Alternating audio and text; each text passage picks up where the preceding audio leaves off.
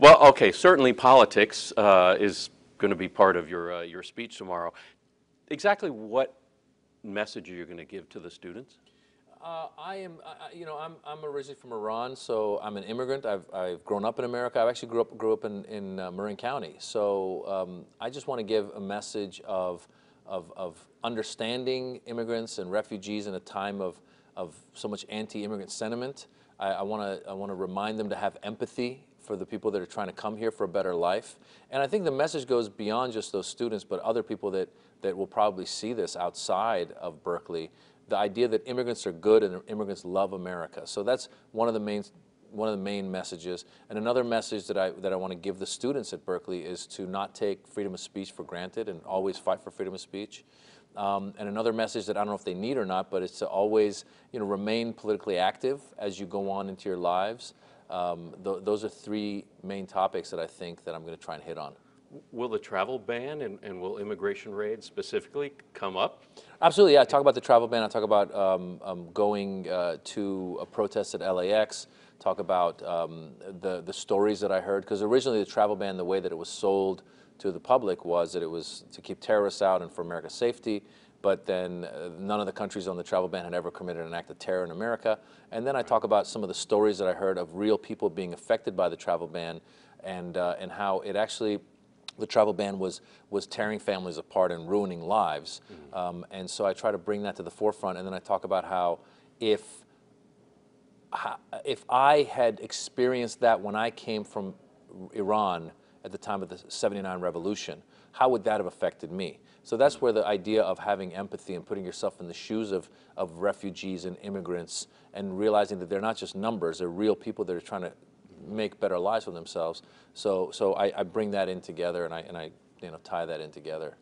Are you specifically going to call out the president?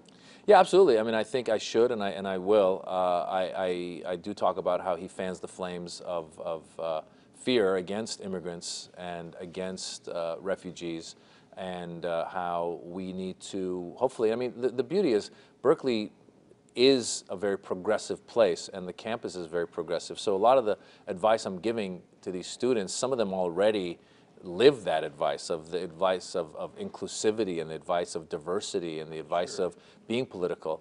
But I'm sure there's some that are there that aren't as active politically and aren't as open-minded to others. And so I think that we need to counter the president's message of fear with a message of acceptance and a message of diversity. Do you specifically go into Berkeley's recent free speech problems?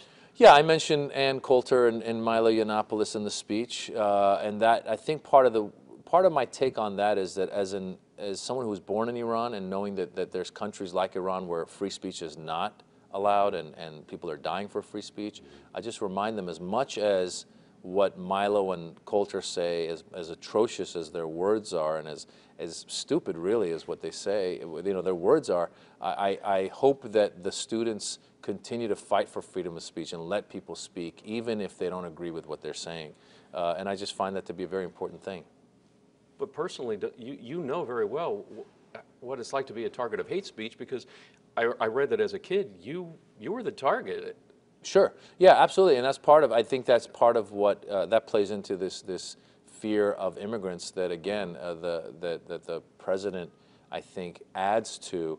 The problem is the president, when he says some things, he goes, I'm not saying all immigrants, I'm saying illegal immigrants. I'm not saying, I'm not saying all Muslims, I'm saying ISIS. Well, the unfortunate thing is that his supporters and many people don't differentiate, and they misconstrue it. So you end up with things where, when I was in 4th grade and the hostage situation happened, well, I was getting bullied and being called an effing Iranian when I'd left that government. We'd left that country because we opposed that government, but yet we were being blamed for the actions of that government. The same way to this day, you have people that have, this man in Kansas went and shot 2 Indians, killed one of them, and then went and gloated about the fact that he thought he'd killed 2 Iranians. Well, who is this guy? Where does this guy get inspired?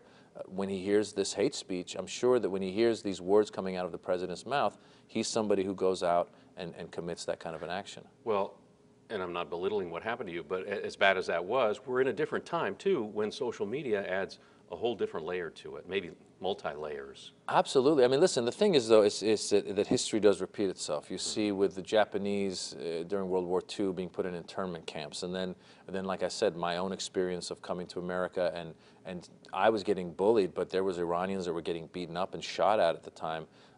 So that was happening, and now we've got, like you said, the same thing, but even more magnified because of the internet. And I think you're right. I think you're absolutely right. I've seen so many videos recently of people yelling at Arabs or Middle Easterners who I guess they recognized because of their wearing a hijab or whatever it was, right. But just telling them, go back to your country, get out of this country.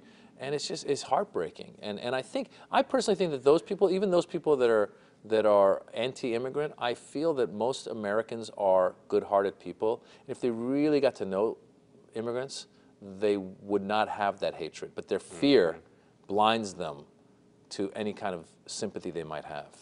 Everything we've talked about has been pretty serious. You going to balance this with some humor too? Yeah, I got jokes. I gotta be funny. I mean, I got some jokes. You are funny. Yeah. I think part of it is, as a comedian, you know, I was trying to break it down because when I first got the invite, right away I said yes because I graduated from there. I thought this is great.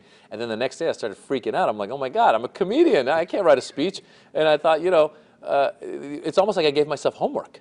You know, I was like, I dropped out of a PhD program so I wouldn't have to do this, and now I got to write a speech. And the worst part is, if I don't write the speech, not only do I fail and not graduate, but 5,000 other students aren't going to graduate. I got to give the speech. So no pressure. No pressure. Yeah. But no, I've you know, as a comedian, I think I got to be funny. I got to talk about the immigrant stuff. I got to talk about the freedom of speech. And you get 15 minutes. I get 15 minutes, and I don't even get an honorary degree. I mean, why'd I accept this? Call your agent. You might want to read. I know, man. Let's negotiate. I think.